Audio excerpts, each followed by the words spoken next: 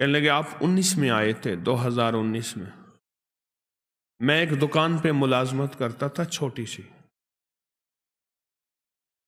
اور خطرہ یہ رہتا تھا کہ وہ ملازمت کرنے والا دکاندار جو ہے وہ مجھے کہیں فارغ نہ کر دے، یا وہاں دن رات مسائل ہی مسائل تھے، مشکلات ہی مشکلات تھیں، پریشانیاں ہی پریشانیاں۔ آپ نے مجھے دو چیزیں بتائی تھیں، ایک 129 بار سورت کوثر، اور ایک سارا دن چلتے پھرتے سورت قریش۔ ہوا کیا؟ منظر کیسے بدلا؟ اس نے جو مجھے نقشہ بتایا وہ میں ذرا بتاتا ہوں۔ کہنے لگے میں نے پڑھنا شروع کر دیا۔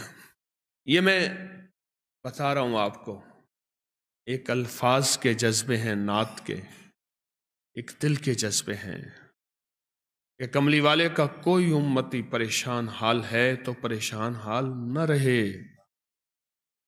میرے آقا کا کوئی امتی ہے، وہ کسی رنگ، نسل، کسی مزاج، کسی مذہب، فرقے کا ہے، میرے امتی، کملی والے کا امتی خالی نہ رہے۔ کہا کہ میں نے 129 بار سورت کوثر پڑھنی شروع کر دی، اور جذبے کے ساتھ سورت قریش پڑھنی شروع کر دی۔ یہ جو انہوں نے لفظ جذبہ کہا ہے نا، یہی جذبہ فیصلے کرواتا ہے۔ الفاظ سے زیادہ کیفیات فیصلے کرواتے ہیں۔ میری بات پہ غور کریں،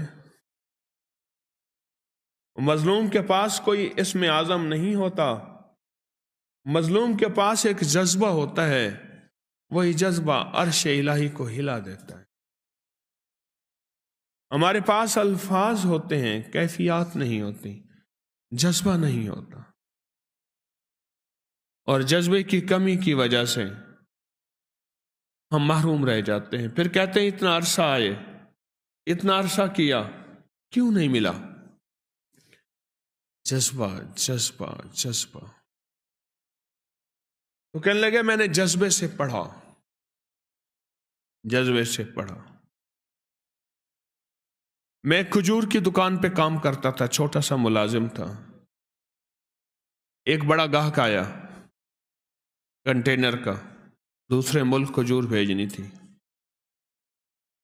تو میرے مالک کے پاس آیا، اس نے کھجور کے جو ریٹ دیے وہ زیادہ تھے۔ انہوں نے کہا آپ زیادہ دے رہے ہیں، کچھ کم کر دیں۔ انہوں نے کہا یہی ہیں ہمارے ریٹ، اور وہ میرا مالک مدینہ کی منڈی کا بڑا سوداگر ہے، اور ایسا سوداگر ہے وہ جو ریٹ نکالتا ہے وہی چلتا ہے۔ کہا کہ انہوں نے مجھ سے رابطہ کیا، میرے رابطے تھے چونکہ اور تاجروں سے، میں نے کم ریٹ پہ وہی چیز ان کو دے دی، کنٹینر بھر کے بھیج دیا، اور مجھے اتنا بچ گیا۔ کہا کہ وہ سب سے پہلا تحفہ تھا 129 بار سورت کوثر اور سورت قریش کا۔